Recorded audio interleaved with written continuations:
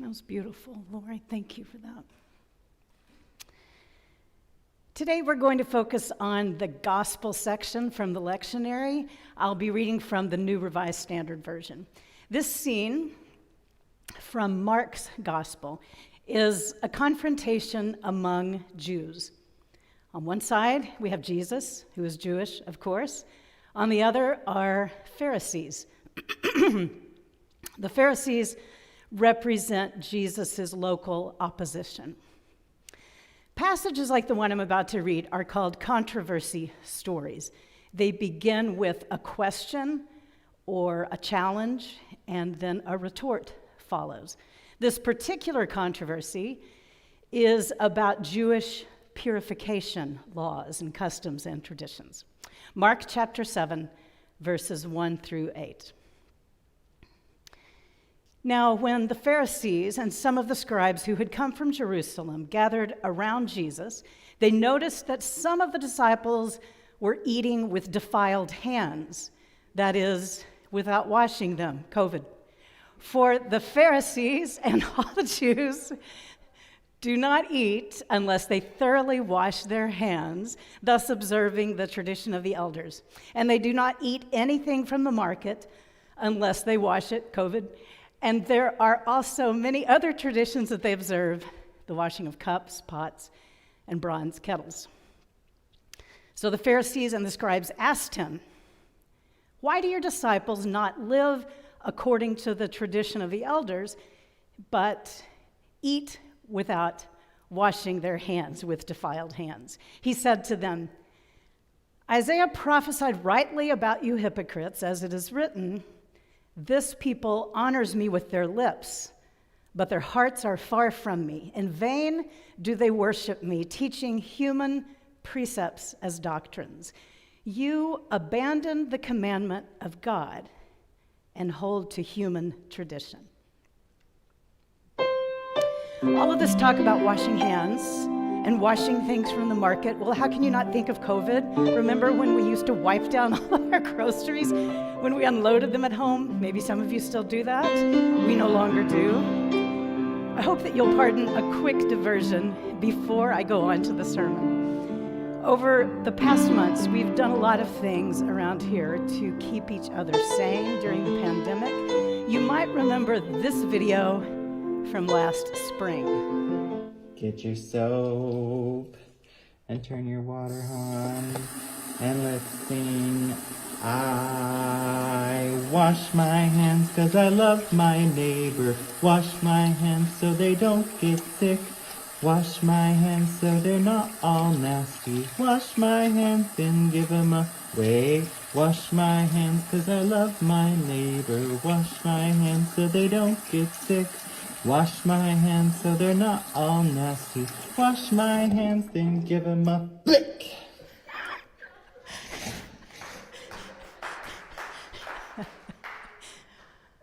Oh, that has absolutely nothing to do with the scripture passage. But I couldn't resist. That song is going to be going around our heads all day. Thank you, Zane, for the earworm. Just another way that we're brought together in shared experience and community. On to the sermon. I think it's very important to understand this scene from Mark as a disagreement among Jews. So often when we read the Pharisees did this or that, it's understood incorrectly with an anti-Semitic tone, as if Jesus was opposed to Jews and they to him. Not true. Jesus was Jewish. Say it after me. Jesus was Jewish. Thank you. The vast majority of his followers were Jewish, and some Jews opposed Jesus. The reason we have these controversy stories in the Gospels is not because Jesus uniformly condemned Jews, uniformly condemned Jesus, but rather because Jesus was surrounded by Jews. So that's the context of his teaching, his conversations. Jesus hung out with Pharisees, and often they engaged in discussions about what it means to be faithful. In this case, they say, "Why aren't you insisting that your followers wash their hands? That's what the tradition of our ancestors says to do." And Jesus, in his response, at least in Mark's imagination, as Mark constructed this episode, Jesus says something that elevates him to a new level as a teacher. Jesus challenges the opposition by citing authorities that everyone in the debate would recognize as superior. Jesus quotes not ancestral tradition, he quotes the law and the prophets. Specifically, he quotes Isaiah. He calls out the big guns, so to speak, and eventually he silences his critics. Jesus says, "You're teaching human precepts as doctrines. You abandon the commandment of God and hold to human tradition." Now, it's not surprising that Mark's account of this interchange, that may or may not have taken place, results in Jesus winning, Jesus trumping his critics. I refuse to give up the word trump, but Jesus' statement contrasting God's commandments with human tradition is problematic, because all that we know, what we think we know about God, all of it comes from human tradition. Anything we know or presume to know in terms of religion comes from humans. Religions, all of them, including Christianity, are 100% human construct. That doesn't mean that religions are not inspired by a desire to connect with the sacred, or that we can't find in religious tradition a path that draws us more deeply to God or to ultimate reality, or whatever language works for you. Religions can be very helpful. That's why we're here on Sunday morning.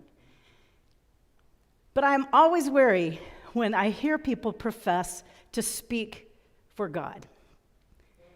In the biblical tradition, prophets are the ones who speak for God. The things they said in the biblical tradition were considered to be the words of God. But do we have modern day prophets who deliver God's commandments? Even if we did, it would be impossible to separate the commandment of God from human tradition, because it's only from humans that we hear or read words. Michael Dowd is an author. He's a theologian, a progressive Christian pastor. He's ordained in our denomination, the United Church of Christ. He wrote an excellent book called Thank God for Evolution. Dowd suggests, and I think he's right on, that there are modern day prophets, and that the ones who are saving Christianity right now are atheists. Think about it like this. Religions have traditionally offered their followers a sense of how things are and what things matter most.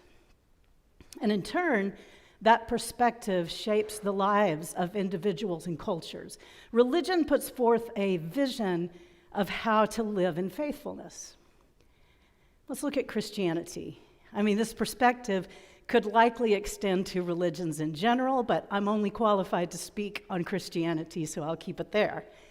Paul Tillich, arguably the most influential Christian theologian of the 20th century, referred to God as the ground of being.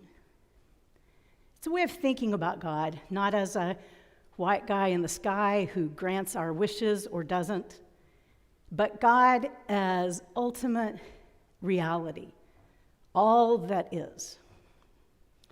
We can think of Christianity then as a way of encountering, engaging ultimate reality, an attempt to engage all that is, the ground of being itself. The problem is that the Christian tradition developed thousands of years ago, when reality was understood very differently.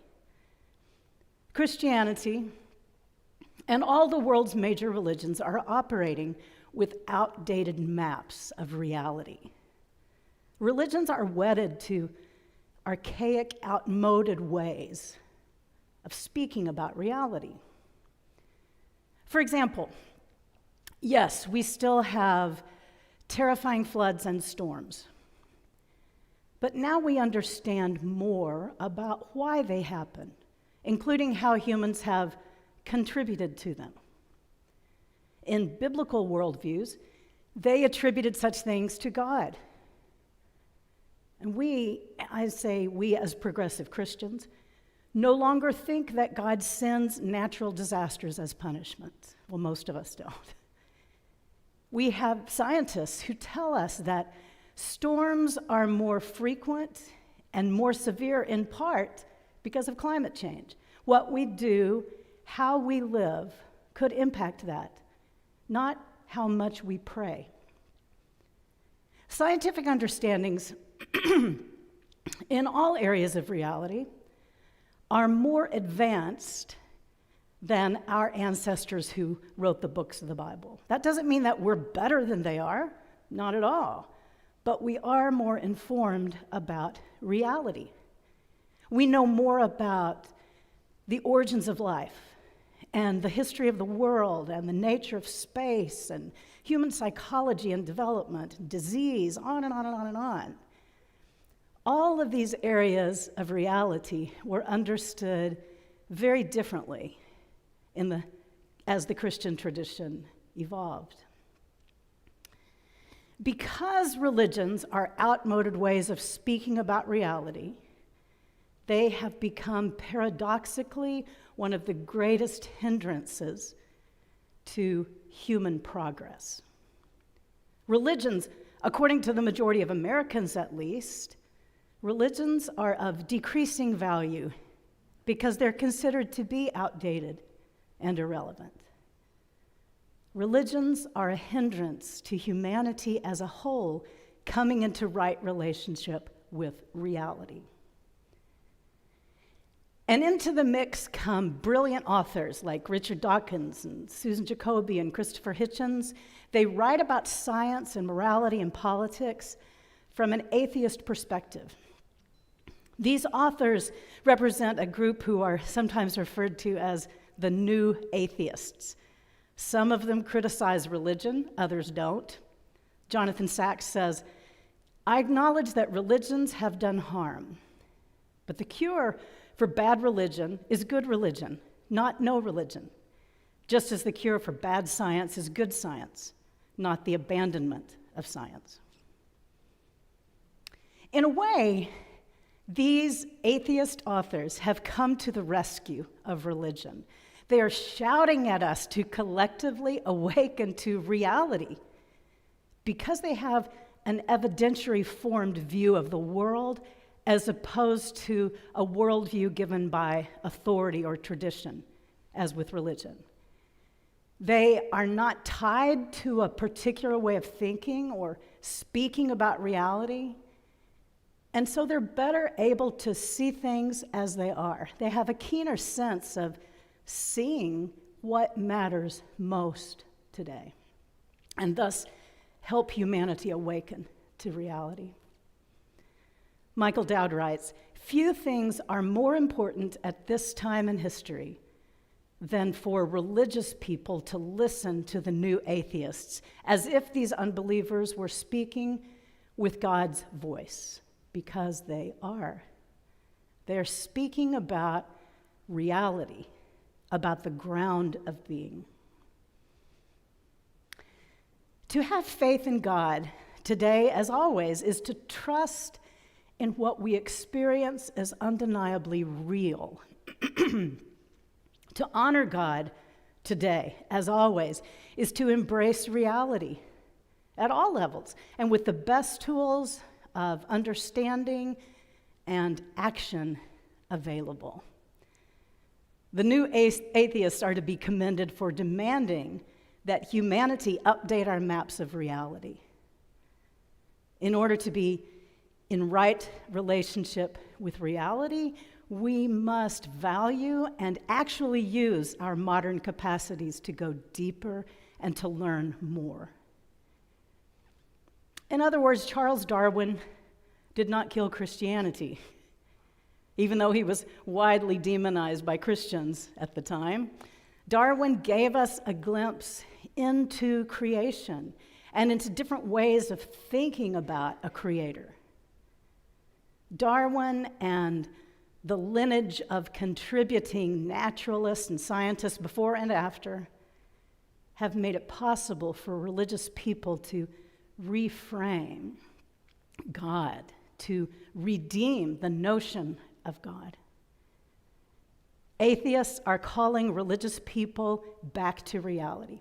And in doing so, they're functioning as prophets, those who warn, get right with reality or else.